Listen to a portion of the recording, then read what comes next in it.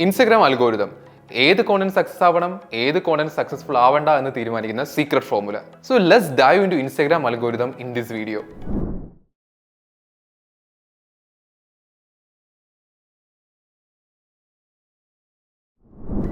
ആദ്യം ഇൻസ്റ്റഗ്രാം ഫീഡിൽ എങ്ങനെയാണ് algorithm work ചെയ്യുന്നതെന്ന് നോക്കാം. ആദ്യത്തേത് ഇൻട്രസ്റ്റ്.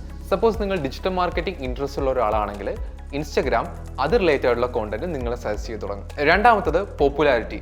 ഓൾറെഡി പോപ്പുലർ ആയിട്ടുള്ള ഒരു കോണ്ടന്റ് ആണെങ്കിൽ നിങ്ങളുടെ കോണ്ടന്റിൽ വീണ്ടും ട്രാഫിക് കിട്ടാനുള്ള ചാൻസ് വളരെ കൂടുതലാണ്, എസ്പെഷ്യലി ആ പോസ്റ്റ് നിങ്ങൾ ഇഷ്ടപ്പെടുന്ന കാറ്റഗറിയിൽ ഉള്ളതാണെങ്കിൽ. അടുത്തായിട്ട് വരുന്നത് പോസ്റ്റർ ഇൻഫോ. നിങ്ങൾ എത്ര ഫ്രീക്വൻ്റ് ആയിട്ടാണ് ഇൻസ്റ്റഗ്രാമിൽ പോസ്റ്റ് ചെയ്യുന്നതെന്നുള്ളത് അൽഗോരിതം ചെക്ക് ചെയ്യും. അതേപോലെ നിങ്ങൾ പോസ്റ്റ് ചെയ്യുന്ന കോണ്ടന്റിന് ആരൊക്കെയാണ് ലൈക്ക് ചെയ്യുന്നുള്ള കാര്യവും ഇൻസ്റ്റഗ്രാം ചെക്ക് ചെയ്യും. അടുത്തായി വരുന്നത് ഇൻട്രാക്ഷൻ ഹിസ്റ്ററി.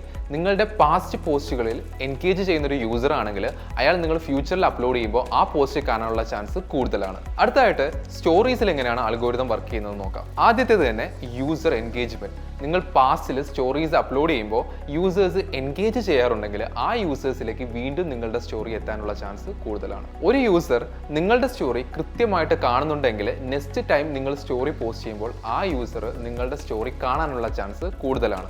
അടുത്തതായിട്ട് റിലേഷൻഷിപ്പ് വിത്ത് ദ യൂസർ.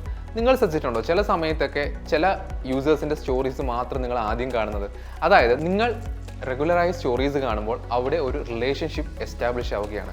ഇത് അൽഗോരിതം പിക്ക് ചെയ്യും. നിങ്ങൾ ഈ വീഡിയോ കാണാനുള്ള മെയിൻ റീസൺ റീൽസിന് എങ്ങനെ അൽഗോരിതം വർക്ക് ചെയ്യുന്നു എന്ന് നോക്കാനാണല്ലേ. സോ റീൽസിൽ എങ്ങനെയാണ് അൽഗോരിതം വർക്ക് ചെയ്യുന്നതെന്നാണ് ഇനി നമ്മൾ നോക്കുന്നത്.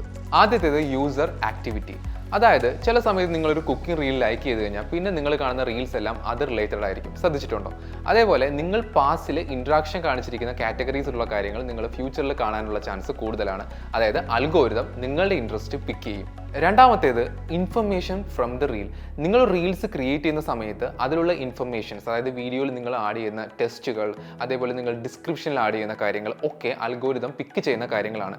ഇവയൊക്കെ യൂസർ ഫ്രണ്ട്ലിയും യൂസേഴ്സിന് മനസ്സിലാകുന്ന തരത്തിലുള്ളതാണെങ്കിൽ നിങ്ങളുടെ റീല് വൈറൽ ആവാനുള്ള ചാൻസ് ഉണ്ട്. ഇനി എക്സ്പ്ലോർ പേജിൽ എങ്ങനെയാണ് അൽഗോരിതം വർക്ക് ചെയ്യുന്നത് നോക്കാം. നേരത്തെ പറഞ്ഞ ഫാക്ടേഴ്സ് കൂടാതെ പോപ്പുലർ ആയിട്ടുള്ള പോസ്റ്റുകളായിരിക്കും എക്സ്പ്ലോർ പേജിൽ വരിക.